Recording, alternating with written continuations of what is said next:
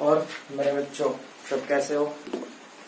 उम्मीद करता हूँ सब अच्छे से होंगे, अपने घर में सेफ होंगे, सुरक्षित होंगे और पढ़ाई के साथ भी कनेक्ट होंगे, ऐसा मैं उम्मीद करता हूँ। बच्चों आज हम बेसिक अकाउंटिंग जो सीरीज लेकर चल रहे हैं उसका लेक्चर नंबर 6 रिकॉर्ड करेंगे और लास्ट क्लासेस में जो मैंने आपको एसेट्स का टाइपोग्राफ ऑफ कैपिटल तक छोड़ा था वहां से आगे कंटिन्यू करने का कोशिश कर रहा हूँ। ठीक है, आप सभी बच्चों का रे कॉमर्स क्लासेस चिनिया मोड़ जो कैनरा बैंक के बगल वाले बिल्डिंग में चलता है स्वागत करता है। और वैसे मेरा नाम नीरज दुबे हुआ, मैं एज अ कॉमर्स टीचर। बहुत सारे लोग नाम नहीं जानते हैं, फेस से जानते हैं, बहुत लोग नाम से जानते हैं, फेस से नहीं जानते हैं, तो इसलिए मैं अपना इंट्रोडक्शन दे दिया। 10 सालों से मैं गढ़वी में कॉमर्स पढ़ा रहा हूँ, 2010 से कोचिंग चला रहा हूँ, 10 इयर्स का एक्सपीरियंस कॉमर्स के बैकग्राउंड से। आज हम बेसिक अकाउंटिंग टर्म का लेक्चर 6 रिकॉर्ड कर रहे हैं। बच्चों एक बात और ध्यान देने वाली है कि लोग कॉमर्स में आ जाते हैं, कॉमर्स पढ़ भी लेते हैं, अच्छा खासा डिग्री भी ले लेते हैं, लेकिन बहुत बार उनको बहुत सारी चीजें कंफर्म और क्लियर नहीं होती है। इसलिए बार बार मैं एक बात पर जोर देता हूँ, आज भी फिर बोलूंगा कि जब तक आप कॉन्सेप्ट को बिल्ड नहीं करेंगे, आप किसी भी चीज की उसके जड़ तक नहीं जाएंगे, तब तक आप मजा नहीं ले पाएंगे, उसमें डूब नहीं पाएंगे। तो आपको अगर किसी भी चीज के साथ डूबना है तो पहले उसके साथ आपको इश्क होना जरूरी है, प्यार होना जरूरी है। जब तक आप उसके पीछे भागेंगे नहीं, वो आपको अचीव होने वाला या वो आपको मिलने वाला नहीं है। सीधी सी बात समझिएगा। ठीक है, चलिए अब हम आगे कंटिन्यू करते हैं। आज जो वीडियो लेके आ रहे हैं बेसिक अकाउंटिंग टर्म लेक्चर 6 का। ठीक है, तो आज हम स्टार्ट करते हैं लायबिलिटी। पिछले वीडियो में हम एसेट्स के बारे में बात किए थे, non current assets, current assets के बारे में बात किए थे। एसेट्स एक ऐसा फिजिकल आइटम है जो आपको फ्यूचर में अर्निंग जनरेट करके दे सकता है, इसे नॉन करंट एसेट्स बोलते हैं। और जो करंट ईयर के ड्यूरिंग पीरियड से आपको अर्निंग कैपेसिटी बढ़ाया उसको करंट एसेट्स बोलते हैं।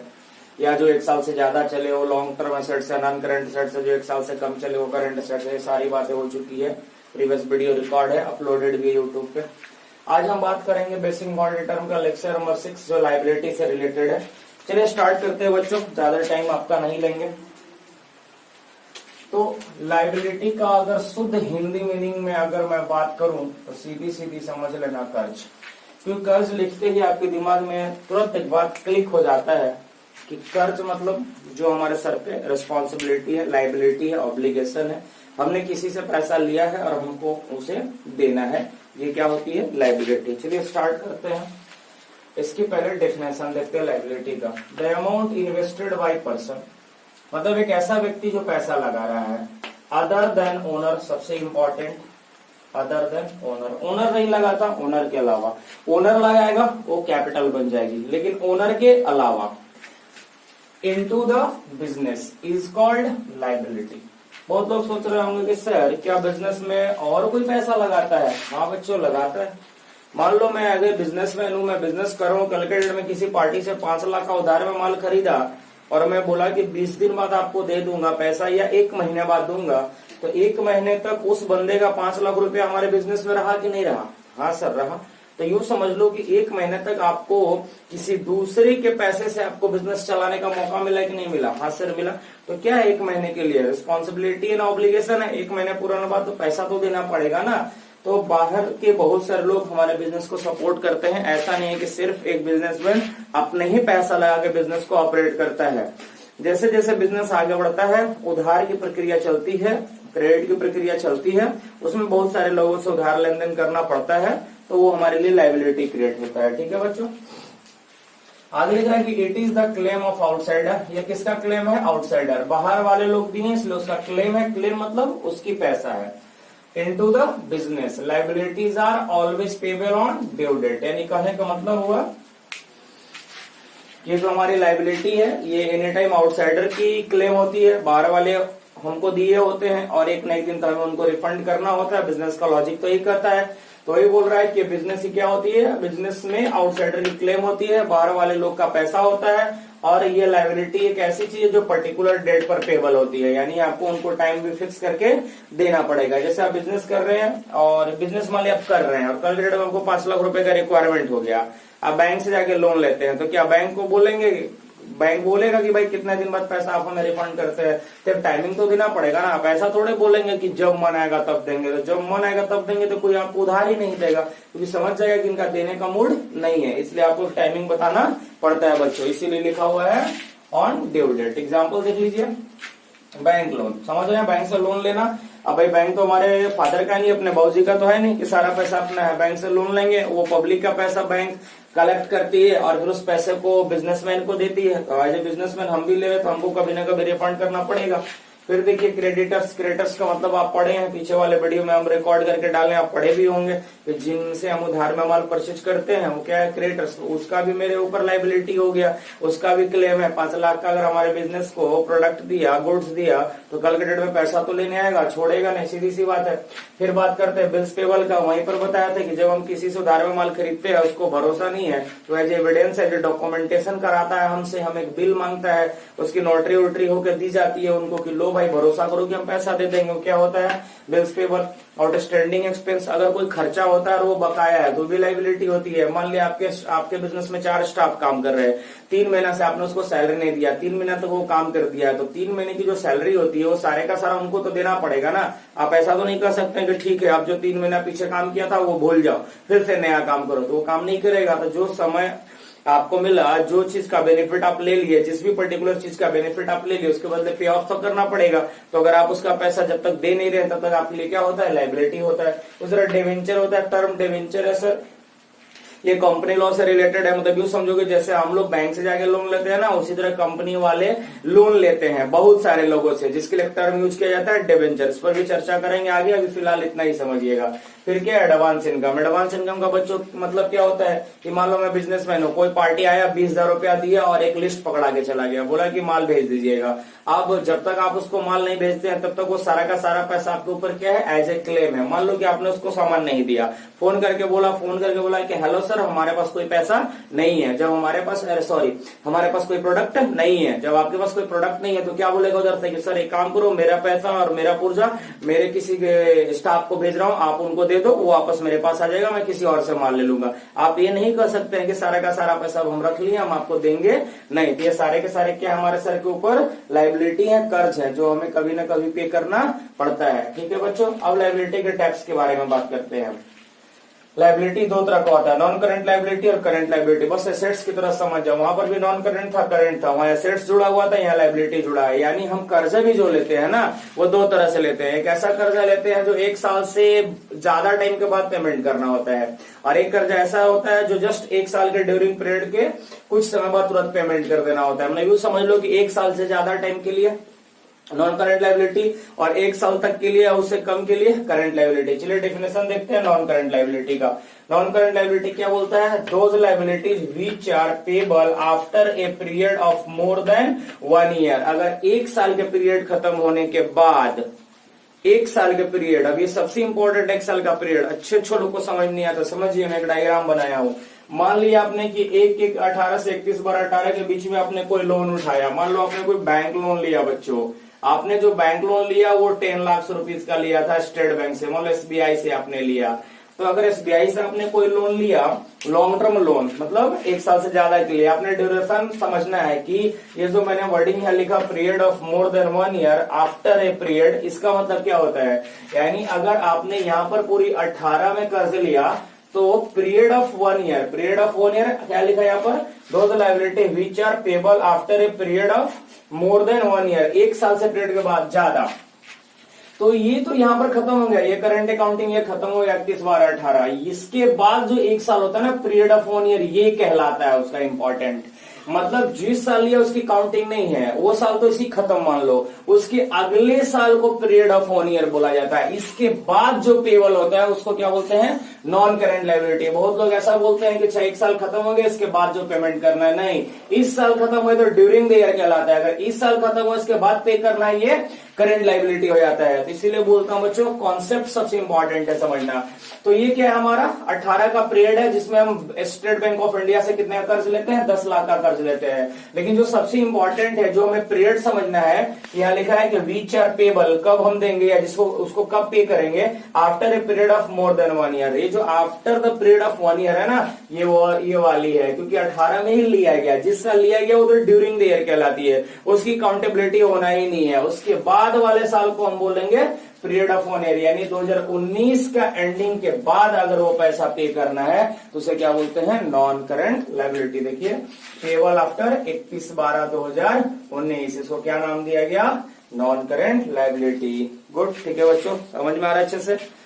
अब हम बात करते हैं इसके एग्जांपल पर। देख लीजिए लॉन्ग टर्म लोन, जिसके एग्जांपल मैंने बैंक लोन ले लिया, और फिर डिवेंचर ले लीजिए या मॉर्गेज लोन ले लीजिए। डिवेंचर स्पेशल कंपनी से रिलेटेड होता है, कंपनी इसको उठाती है आम इंसानों के लिए या कोई सिंगल बिजनेस में, इसे सोल प्रोप्राइटरशिप बोलते हैं, या पार्टनरशिप, इन सबों के लिए डिवेंचर नहीं है, डिवेंचर है कंपनी के लिए।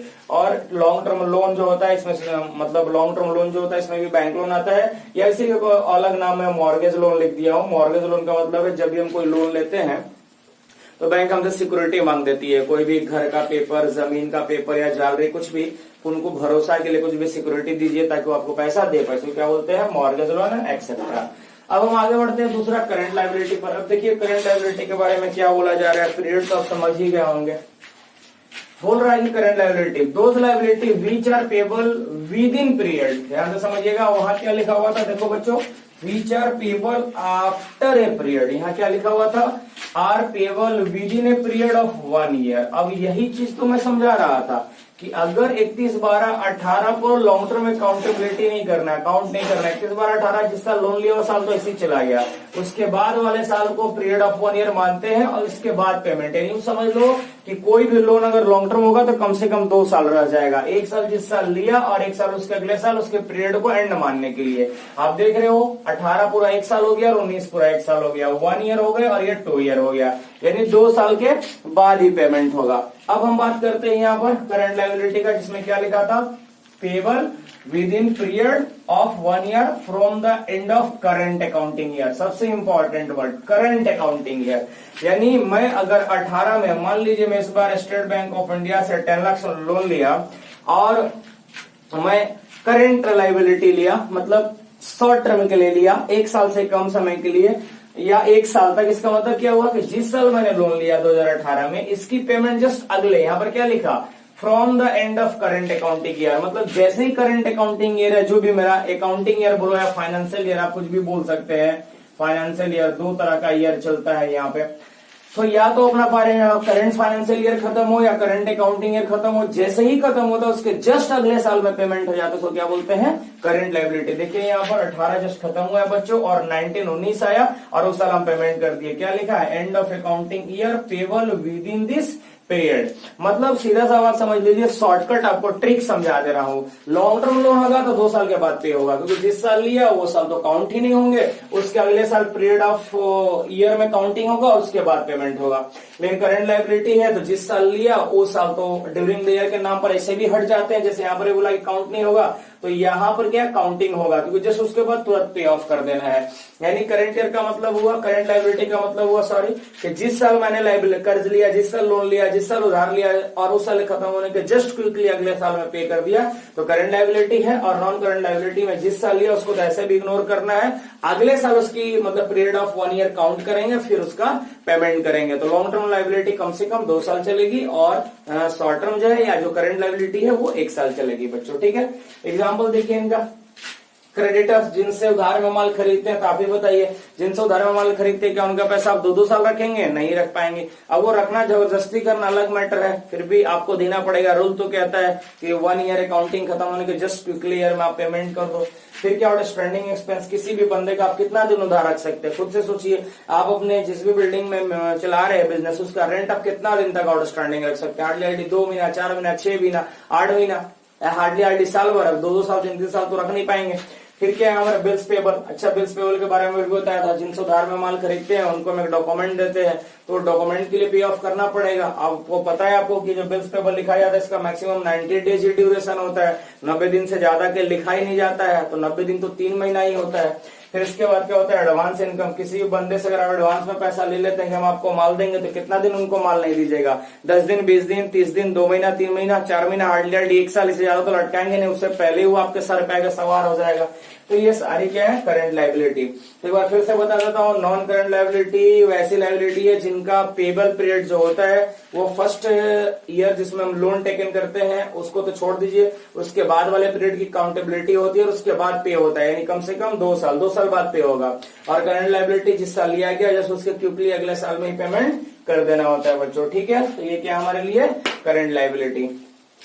अब आगे वर्ड क्या है ड्रॉइंग्स। देखिए ड्रॉइंग्स का डेफिनेशन क्या है, it is the amount withdrawn और goods taken by the proprietor या जिसको ओनर बोलते हैं फॉर द पर्सनल यूज। जैसे ड्रॉइंग्स वर्ड आता क्यों है, जैसे मान लिया कोई बंदा बिजनेस करता है और उसकी पूरी की पूरी फैमिली बिजनेस पर ही डिपेंड है, तो फैमिली में खाना, रहना, पीना, कपड़े लत्ते, फिर मेडिकल फैसिलिटी, एजुकेशन फैसिलिटी, ये सारी चीज के लिए पैसा चाहिए। तो बिजनेस जो है ना वो एक प्रिंसिपल रूल पे चलता है। कुछ कॉन्सेप्ट कन्वेंशन होते हैं बिजनेस का जिसकी वीडियो में रिकॉर्ड नहीं हुई है। उसमें एक होता है बिजनेस एंटिटी कॉन्सेप्ट जो कहता है कि बिजनेस ऑपरेट होने के बाद बिजनेस का और उसके ओनर का कोई डायरेक्ट कनेक्शन नहीं है, दोनों अलग अलग सेपरेट बंदे हो जाते हैं। क्योंकि कहने का मतलब है कि जो बंदा बिजनेस में पैसा लगाता है शुरुआत में उस पैसे को कैपिटल नाम दिया जाता है और फाइनेंशियल स्टेटमेंट बनाते समय कैपिटल को लायबिलिटी में दिखा दिया जाता है। अब खुद से सोचो, लायबिलिटी का मतलब कर्जा होता है। तो जो बंदा बिजनेस कर रहा है और उसके द्वारा पैसा लगाया जा रहा है अपने तरफ से, जिसे हम पूंजी कहते हैं, और उसको आप बिजनेस की लायबिलिटी पोर्शन में दिखा रहे हैं, तो सोचने वाली बात है कि हमारी बिजनेस, हमारा धंधा, सब कुछ हमारा और हमारे द्वारा लगाया गया पैसा को अगर कर्ज में दिखाया जा रहा है तो फिर ये कहाँ कितने हद तक सही है? तो ये सही है क्योंकि बिजनेस को बिजनेस के दृष्टिकोण से देखा जाता है।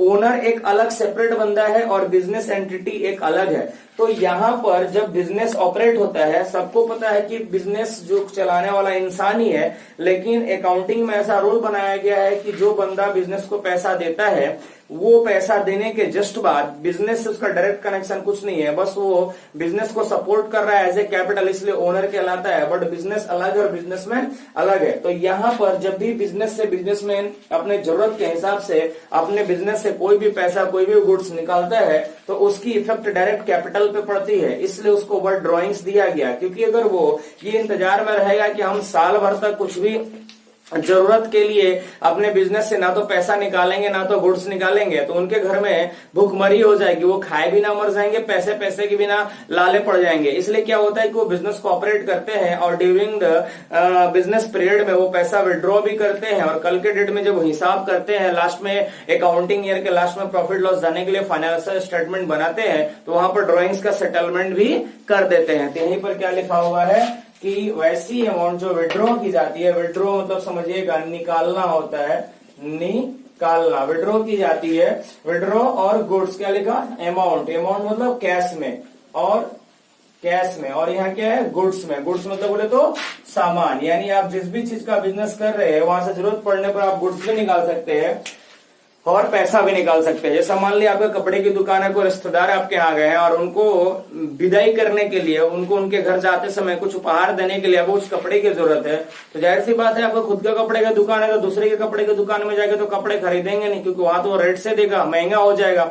तो आप जो अपना सामान उठा के देंगे अपने रिश्तेदार को, वो तो कॉस्ट पे ही देंगे ना, प्रॉफिट तो खुद से तो कमाना नहीं है। तो यहाँ पर वही बातें हो रही हैं कि अपने जरूरत के हिसाब से जो कैश और गुड्स निकालते हैं प्रोप्राइटर के द्वारा पर्सनल यूज के लिए, सबसे इंपॉर्टेंट क्या है पर्सनल यूज। बिजनेस यूज के लिए अगर आप कुछ निकालते हैं तो बिजनेस में चला जाएगा, पर्सनल यूज के लिए अगर आप कुछ भी निकालते हैं तो वो कौन सा वर्डिंग में आता है, ड्रॉइंग्स कहलाता है, आहरण करता है या निकालना बोलते हैं। ठीक है बच्चों। अब अगला लास्ट टॉपिक जो है रिसीट्स है, इस पर ज्यादा कुछ लिखा हुआ नहीं क्योंकि यहाँ से आपको पता चल गया होगा कि लेक्चर नंबर 7 में रिकॉर्ड होगा। रिसीट्स हिंदी में क्या बोलते हैं, प्राप्तियां। प्राप्तियां दो तरह की होती है, रेवेन्यू रिसीट्स और कैपिटल रिसीट्स। आपको याद होगा वीडियो नंबर जो हमें 4 था, 4 था, उसमें हमने रिकॉर्ड कर रखा था एक्सपेंस के बारे में, वहां पर भी हमने आपसे बात किया था, एक रेवेन्यू एक्सपेंस होता है, एक कैपिटल नेचर के एक्सपेंसेस होते हैं, एक्सपेंडिचर में हमने बात किया था। तो इसी तरह रिसीट्स है, इस पर हम चर्चा अगले वीडियो में लेके आएंगे। ठीक है बच्चों। तो आज हमने कंप्लीट किया लायबिलिटी। लायबिलिटी के दो टाइप्स होते हैं, नॉन करंट लायबिलिटी और करंट लायबिलिटी। यूं समझ लो, अगर शॉर्टकट में आपको देना चाहूं तो नॉन करंट लायबिलिटी का जो पेबल टाइम होता है, जो उनको पे करने का टाइम होता है, वो कम से कम वो आफ्टर 2 years सीधा बात समझिएगा, आफ्टर 2 years। और करंट लायबिलिटी का अगर मैं बात करूं, जो पेबल होने का टाइम होता है वो होता है आफ्टर 1 year। देख लीजिए यहाँ पर जस्ट 1 साल खत्म हुआ, आप देख रहे होंगे जस्ट 1 साल खत्म हुआ, यहाँ पे हो गया। यहाँ तो पहले साल काउंट ही नहीं हुआ, उसके बाद दूसरा पीरियड ऑफ ईयर में काउंट हुआ, फिर यहाँ पर पे हुआ, यानी कितने साल हो गए? 2 साल हो गए। तो नॉन करंट लायबिलिटी की पेबल टाइमिंग ड्यू डेट 2 साल बाद और करंट लायबिलिटी की 1 साल बाद। तो ठीक है बच्चों, आज के वीडियो को हम यहीं खत्म करते हैं। इसकी सारी टॉपिक कवर हो जाती है। अब नेक्स्ट हम लेक्चर नंबर 7 लेके आएंगे। तब तक उम्मीद करते हैं कि आप घर में रहेंगे, अच्छे से रहेंगे और पढ़ाई करेंगे और अपने पढ़ाई के साथ कनेक्टिविटी बनाए रखेंगे, क्योंकि इसके बिना आपका कुछ भी काम चलने वाला नहीं है। तब तक के लिए बाय बाय।